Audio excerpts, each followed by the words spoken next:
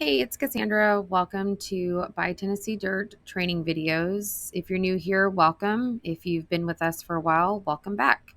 Today, we're going to briefly go over the disclaimer notice. Um, I personally have read through it a couple times, and it's definitely not an easy read, but feel free to make sure that everything is in there correctly. Luckily, it's one of those documents that you do not have to change anything with it, as long as when you go to put it into an envelope, make sure that there is a signature box for there. But just basically going over the agreement between yourself as a licensee and the person that is purchasing a home, going over any of the structural or other conditions of the property, of the roof. There our recommendation for home inspections, for pest inspections if need be, if there's any environmental hazards, understanding that, the square footage, even though sometimes it could be done, by a professional, but it is an estimate, to your best of knowledge.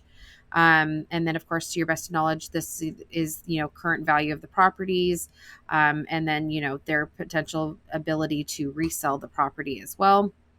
Um, we need to let them know, like, as far as we know of information of boundary lines or easements or encroachments or anything like that, or if there's any kind of maintenance that needs to be done.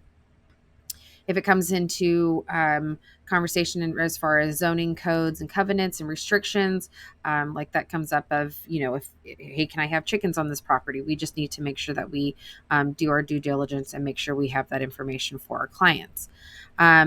And then understanding the utility connections, power, water, sewer, septic systems, all that stuff, make sure that we're letting them know. If the home is in a floodplain zone, just go ahead and make sure you can find that out in the records department in the in Real Tracks. Condemnation, school districts, information about crimes and all that stuff. School districts and crimes, obviously, as you know from our training, we're only allowed a certain amount of information to divulge. It is up to the buyers to find that information out, unless we're asked, hey, can we find a house in a particular school zone? Then that's where, you can obviously get into that. But as far as like they're asking your opinions, obviously we're not allowed to do that. And it goes into 15 of legal and tax advice. We're not lawyers. We're not allowed to give any kind of that. Title expenses is the best ability to explain to them what their title expenses are going to be. But I always recommend, hey, reach out to your title company, reach out to the title company and find out. And then also when it comes to closing costs and all that stuff, reach out to the loan officer so that they can have the clients and the loan officer can have that one-on-one conversation. And then, of course, we always give recommendations for inspectors and service providers and vendors. They're always a recommendation. That's exactly what it is. We recommend doesn't mean that we require that you use only this particular person. Okay. And then we've got a reliance and marketing materials. Marketing materials allows us to be able to use their photos and marketing materials to help, you know, with them and this transaction.